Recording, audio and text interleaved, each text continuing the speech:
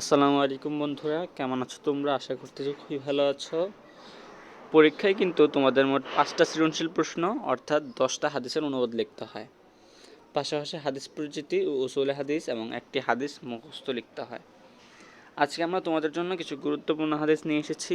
পাশাপাশি তোমরা আমাদের কাছ থেকে পাবে হাদিস পরিচিতি উসুল হাদিস থেকে মোট 2টা প্রশ্ন, ওই 2টা থেকে একটা আসবেই আসবে। পাশাপাশি তোমাদেরকে 2টা হাদিস দেওয়া হবে, যে হাদিসগুলো মুখস্থ করলে তোমরা হাদিস মুখস্থ একটা না একটা কমন পাবা। তো চলো শুরু করা যাক। সর্বপ্রথম আমরা তোমাদের জন্য মান বন্টনটা নিয়ে এসেছি। আগে তো মান বন্টন বুঝতে হবে যে কিভাবে আসবে। হ্যাঁ, আমরা জানি তোমরা অনেকে এটা বুঝো, তারপরেও তোমাদের জন্য নিয়ে আসলাম। দেখো, সর্বপ্রথম হচ্ছে সঠিক উত্তর অর্থাৎ বহু নির্বাচনী। 2 নম্বরে আছে রচনামূলক প্রশ্ন। রচনামূলক প্রশ্নের মধ্যে কিন্তু আবার 3টা পার্ট আছে। ওর মধ্যে 1 নম্বরে হচ্ছে 9টি প্রশ্ন তোমাকে দিবে, ওইখান থেকে 5টির উত্তর করতে হবে। আর এই 5টির উত্তর অর্থাৎ এই প্রশ্নগুলোর মধ্যে থাকবে হচ্ছে হাদিসের অনুবাদ 1 নম্বরে, 2 নম্বরে থাকবে সংক্ষিপ্ত প্রশ্ন, 3 নম্বরে থাকবে তাহকিক। তাহকিকের ক্লাস কিন্তু এর আগে আমরা একটা দিয়েছি, মোট 39টা শব্দ দিয়েছি মাত্র। ওই 39টা থেকে ইনশাল্লাহ তোমাদের যে 10টা তাহকিক করতে হবে, ওই 10টা কমন আসবে, অর্থাৎ 10-এ 10 তোমরা পাবা। দেখো, দ্বিতীয় পৃষ্ঠায় দেওয়া যাক। রচনামূলক প্রশ্নের মধ্যে প্রথমটা তো আমরা জেনেছি যে ওইখানের মধ্যে হাদিস থাকবে, হাদিস আমাদের লিখতে হবে। 2 নম্বরে থাকবে হচ্ছে হাদিস পরিচিতি, উসুলে হাদিস থেকে প্রশ্ন, এবং 3 নম্বরে থাকবে একটি মুখস্থ হাদিস লিখতে হবে তোমাদের। তো চলো আমরা ডিরেক্ট সাজেশনের দিকে যাই। সর্বপ্রথম আমরা দেখব হচ্ছে কিছু গুরুত্বপূর্ণ হাদিস। প্রথম দুঃখিত, এখানে ভুল হয়েছে। দেখো, প্রথম পৃষ্ঠার মধ্যে আছে যে 2য় নাম্বার অধ্যায়, মানে অধ্যায় প্রথম কিন্তু বাদ, 2য় অধ্যায় থেকে আমরা শুরু করছি। অধ্যায় প্রথম তোমাদের জন্য দরকার না। 2য় অধ্যায় দেখো, তোমাদের হাদিস নাম্বার দেওয়া হচ্ছে 2, 3, 3, 5, 12, 13, 16, 26, 19, 34, এরকম। কিন্তু এগুলো কিন্তু হাদিস নাম্বার। তোমরা তোমাদের যে গাইড আছে, অনেকে আলফাতা পড়ো, অনেকে আবার লেকচারের দাখিল পেপার যেটা ওইটা পড়ো, অনেকে আবার বিভিন্ন ধরনের গাইড আছে বাংলাদেশে। তোমরা এক একজনে এক এক কোম্পানির গাইডগুলো পড়ো। সেই গাইডেগুলো দেখবা, সেই গাইডে গেলেই দেখবা যে তোমাদের এরকম 2, 3, 3, 5, 12, 13 করে হাদিস বানানো আছে। ওইখান থেকে একটু কষ্ট করে বের করে পড়ে ফেলবা। আমাদের এত সময় হয়নি যে তোমাদেরকে হাদিস উঠিয়ে দেব, কারণ খুব স্বল্প সময়ের মধ্যে তোমাদের আবেদনের কারণে আমাদের এই সাজেশনটা বানানো। 3য় অধ্যায় আছে হাদিস নাম্বার 40, 41, 42, 43, 45, 48। এইটাও কিন্তু প্রত্যেক গাইডে এরকম বানানো আছে। আমরা কিন্তু ডিরেক্ট গাইড থেকে বানিয়ে দিয়েছি তোমাদের জন্য, যাতে তোমাদের কষ্ট কম হয়। তোমরা চাইলে বই থেকেও এই হাদিসগুলো বের করে অনুবাদ শিখে ফেলতে পারো, অথবা গাইড থেকেও পড়ে ফেলতে পারো। 4র্থ অধ্যায় থেকে তোমাদের জন্য দেওয়া হয়েছে 50, 51, 55, 60 নম্বর হাদিস। 5ম অধ্যায় থেকে 68, 69, 72 এবং 73 ও 76 নম্বর।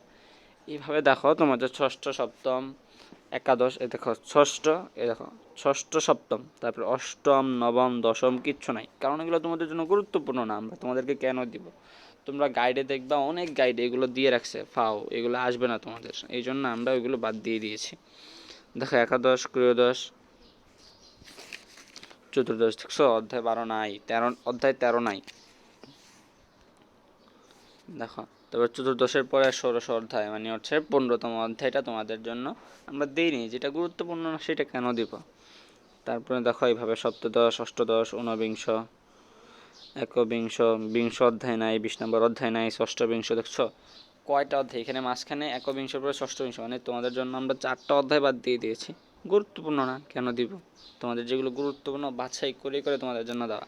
আবার ষষ্ঠ বিংশ থেকে 30 বিংশ, ওইখানে কিন্তু 300 এবং 301 নাম্বার হাদিস। এভাবে প্রত্যেকটা অধ্যায় কোনগুলো তোমরা পড়বা, ওগুলো দেওয়া আছে 31, 303 ও 304। এটাই শেষ অধ্যায়, এরপরে তোমাদের আর পড়া দরকার নাই।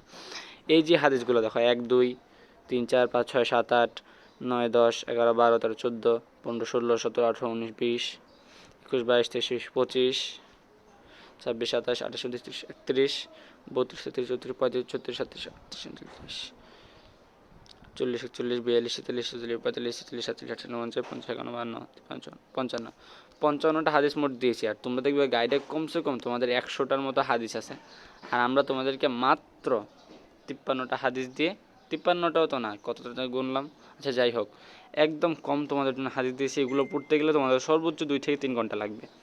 এখন দেখো যাওয়া যাক হচ্ছে হাদিস পরিচিতি ও উসুল হাদিস থেকে যে প্রশ্নগুলো আসবে। দেখো হাদিস পরিচিতি ও উসুল হাদিস থেকে দুইটা থাকবে, একটার উত্তর করতে হবে।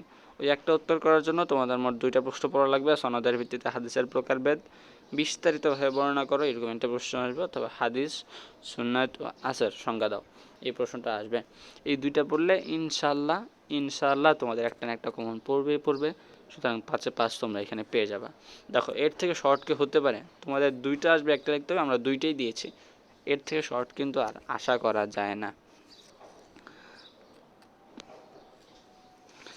এখন দেখো হাদিস মুখস্থ লিখন প্রশ্ন নাই, এমন যে কোনো একটা হাদিস হরকত সহ লিখতে হবে।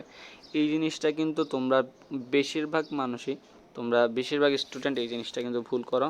সেটা হচ্ছে হরকত সহ, এই জিনিসটা তোমরা বেশিরভাগ মানুষ ভুল করো। তোমরা হাদিস লেখো ঠিকই, বাট হরকত দাও না। হরকত কিন্তু মাস্ট বি দিতে হবে, হ্যাঁ মাস্ট বি। হরকত যদি না দাও তোমার হাদিস একদম ফ্লুয়েন্টলি হয়েছে, বাট তুমি 5-এ 3-এর বেশি পাবা না। আবার সার যদি একটু করা হয় 2 দিবে, 3-এর বেশি তোমাকে দিবেই না। আর হরকত দিলে 5-এ 5 পাওয়ার একটা সম্ভাবনা আছে, বাট যদি একটু ভুল যায় 5-এ 4 তুমি পেয়ে যাবা। আর হাদিসের জন্য আমরা দেখো এত শর্ট, মাত্র 2টা হাদিস দিয়েছে, দেখবা কেউই এত শর্ট দেয় না। সবাই দেখবা 3টা 4টা 5টা, অনেকে 5টাও দিয়েছে। একটা ওই কি একটা প্রতিষ্ঠান আছে ওইখানে আমি দেখছি তারা 7টা হাদিস দিয়েছে। বাট এই 2টা বলেই তোমাদের জন্য যথেষ্ট এনাফ। তারপরেও যদি তোমরা চাও যে না ভাই আমি কোনো প্রকার রিক্সা থাকবো না, কারো কথা শুনবো না, আমি নিজেরটা নিজে বাঁচলে বাপের নাম, ওইরকম চিন্তা ভাবনা যদি তুমি করো, তাহলে তুমি আরও কিছু পড়ে রাখতে পারো। যেহেতু প্রত্যেক গাইডে হাদিস মুখস্থের জন্য হাদিস থাকে। এর পাশাপাশি আমি একটা বলি, ওই হাদিসটা তোমরা চাইলে মানে কেউ যদি চাও যে না আমি বেশি পড়বো, তাহলে 2টা হাদিস আছে, ওই 2টা হাদিস প্রায় সেম। আমি তোমাকে বলে দিই, 2টা হাদিস কিন্তু একদম প্রায় সেমের মতো। দেখা যায় শুধু একটা শব্দ জাস্ট পার্থক্য আছে হাদিসটার মধ্যে। কি দেখবে একটা হাদিস আছে, আনাস রাদিয়াল্লাহু তাআলা আনহু ক্বালা ইন্না রাসূলুল্লাহি সাল্লাল্লাহু আলাইহি ওয়াসাল্লাম আসসালামু মাররা আলা গিলমাইনে ফাসাল্লিমু আলাইহিম মুত্তাফাকুন আলাইহি। একটা হাদিস দেখবে এর মতো সেম একটা হাদিস আছে, সেটা হচ্ছে হ্যাঁ আন জারির রাদিয়াল্লাহু তাআলা আনহু আন্না নবী সাল্লাল্লাহু আলাইহি ওয়াসাল্লাম মাররা আলা নিসফাতিন ফাসাল্লিমু আলাইহিম। ওইখানে আছে মাররা আলা গিলমানে, এখানে আছে মাররা আলা নিসওয়াতিন। দেখছো জাস্ট এতটুকু পার্থক্য, আর বাকি পুরোটা সেম। সুতরাং তোমরা যদি এখানে একটা পড়ো তাহলে তোমাদের 2টা হয়ে যাচ্ছে। একটা শর্টকাট দিয়ে দিলাম, এগুলো আসলে কেউ দেয় না, বাট তোমাদের জন্যই আমরা। যাই হোক, আর তোমাদের কাছে একটাই আবেদন থাকবে, চ্যানেলটি সাবস্ক্রাইব করে রাখো, কারণ যে কোনো সাজেশন যে কোনো পরীক্ষা আমরা কিন্তু তোমাদের প্রায় পরীক্ষা নিয়ে থাকি। আজকেও তোমাদের জন্য বাংলার প্রথম পত্র একটি পরীক্ষা নেওয়া হবে, পারলে 2টি নেওয়া হবে, কিন্তু 2টি নেওয়ার সর্বোচ্চ চেষ্টা করবো আমরা, বাট একটি নেওয়া হবে, এতটুকু শিওর থাকো। সুতরাং তোমরা চ্যানেলটি সাবস্ক্রাইব করে রাখো, যে কোনো কিছু তোমরা সবার আগে পেয়ে যাবে ইনশাল্লাহ। আজকের মতো এখানে বিদায় নিচ্ছি। আসসালামু আলাইকুম ওয়া রাহমাতুল্লাহি ওয়া বারাকাতুহু।